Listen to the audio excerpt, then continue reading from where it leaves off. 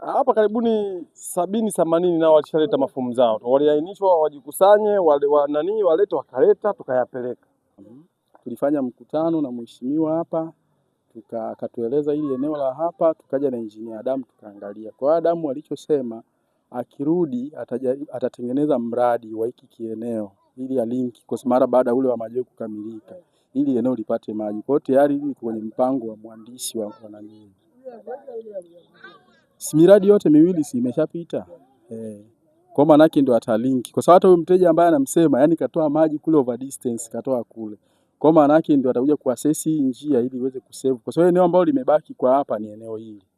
Ukisema sasa hivi lisubiri mpaka yange ndio hicho ambacho inakuwa too long. Kwa hiyo tayari mhandisi analifanyia kazi. Kwa mhandisi tayari anaifanyia kazi. Tulikuja kwenye kikao cha mkuu wa wilaya. Kwa hiyo ilibuka siku ile. Mheshimiwa mbunge na Mheshimiwa diwani, labda tuongezee kwamba ni kweli kama alivyokwisha sema kuna mradi wa Yange ambao huko wanakaribia kuendover, lakini pia kuna mradi wa Majoe. Ila kwa maji anayopata hata kama ni over distance ni bomba size kiasi gani? Inawezekana pengine anapata ni robo 3. Aidha kule nyuma ilikuwa ile juzi labda maji yapo. Kwa hiyo kwa sababu ile line muda mwingine tunapata na maji ya Banguro aliyokuwa anayasemea Mheshimiwa diwani. Huku pia wanafaidika na mradi wa Banguro.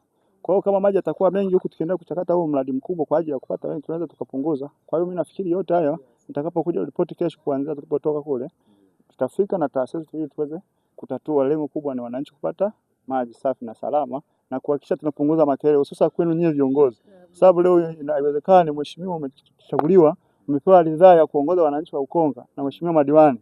Wanafika leo unapopita mtaani mtu hataki kuona kwa sababu inaonekana umeingia na maji upate. Na lengo kubwa viongozi wetu wakuu washatuongoza kupitia kwa mheshimiwa waziri wa maji wakimwakilisha mheshimiwa rais. Kwa kama engineer na kuongozana na mheshimiwa wangu hapa meneja, tutajitahidi nitakuja kwa niaba yake ili nitekeleze haya nitakachokipata. Nitamwakilishia kama manager, then tutapanga mkakati sasa ni namna gani tunakimbizana ili kuondoa hizi kero ambazo zipo mpaka sasa. Nafikiri kuongea hayo, asanteni sana. Tunaweza tukaendelea na maswali. Kwanza nishukuru kwa maana sasa hali halisi imekuja imeonekana, lakini na kesho tutapata hitimisho na hatima ya wananchi wa kata ya Pugu kuhakikisha maji yanapatikana. Lakini liko jambo hapa, mwenyekiti huyu nadhani mnamfahamu, mwenyekiti wa Kigogo Fresh B ambaye sasa yako maeneo Kigogo Fresh B maji hayatoki, na engineer umetuambia mradi wa forest uko tayari ili maji yapite pale kwake na yaende Kimani. Sasa ni vema yale maneno na yeye akayasikia ili ajue namna ya kuwajibu wananchi ni lini wananchi wa kata ya Pugu maeneo ya forest watapata mradi ule wa maji. Nashukuru sana kwa kunipa hii nafasi.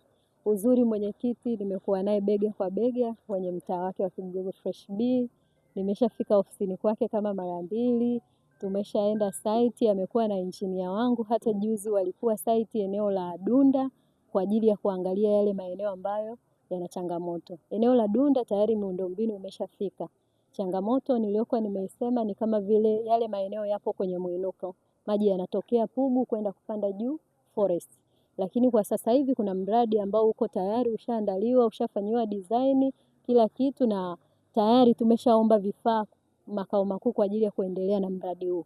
Kwa hiyo mheshimiwa mwenyekiti, tunategemea mpaka mwezi wa 3 tutakuwa tayari tumeshaanza huo mradi, lakini kwa hatua ya dharura kuna zile pointi ambazo tulikuonyesha ambazo tunazifanyia looping ili kuongeza pressure wakati huo mradi unaendelea kufanyika.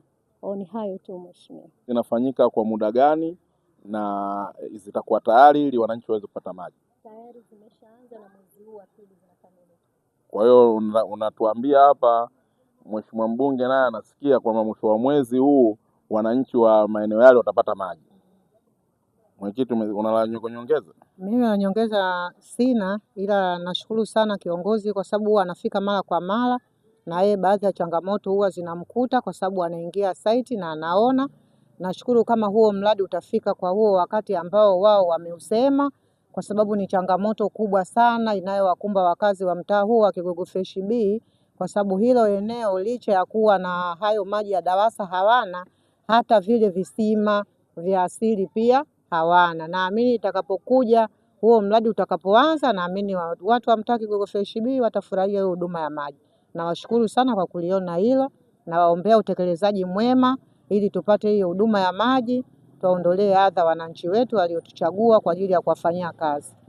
Asanteni sana. Basi mtendaji, mimi naomba tarehe 1 ya mwezi wa 3 hiyo ripoti nikute mezani kwangu hapo, ili nikikaa kwenye kiti pale nianze kupiga simu, maana nimeambiwa mwisho wa mwezi maji yataanza kutoka. Kwa hiyo tarehe 1 itegemea kupokea simu yangu kuulizia kama maji yameshaanza kutoka, au kukushukuru na kukuwapongeza kwa namna ya kazi ambayo mtakuwa mmeifanya.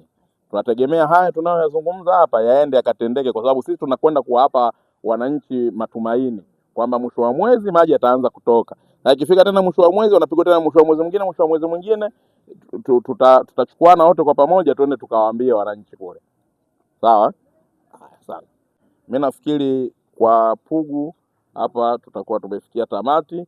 Eneo ambalo limebaki ni eneo la Kimani ambalo yeye tulishazungumza, na hata tulivyokuwa ofisini ametueleza mradi ndio huo ambao unapita kwa bibi hapa unaelekea kule Kimani, na wale wananchi wa Kimani kwa hakika na ukweli kabisa wanahitaji maji, na kule kipo kisima kilikuwa kinatoa maji kule kinapeleka Gongo la Mboto. Kwa hiyo kwa kuanzia napo kisima kile kiorozeshwe, ili yale maji ya pale kama kimeharibika kitengenezwe, ili yale maji pale yanawatosha wale watu wa Kimani pale. Kisima kipo kwao, lazima wapate maji yale. Kisima kile kipo kwao, haiwezekani kisima kipeleke maji sehemu nyingine. Kisima kile unakifahamu? Kinafanya kazi? Kiko standby, maana yake ni kizima. Maji yanaelekea wapi? Hajafunguliwa. Basi yale maji naomba miundombinu iwekwe ili kisima kile kiwape watu wa Kimani wanufaike na kisima ambacho kipo kwenye eneo lao.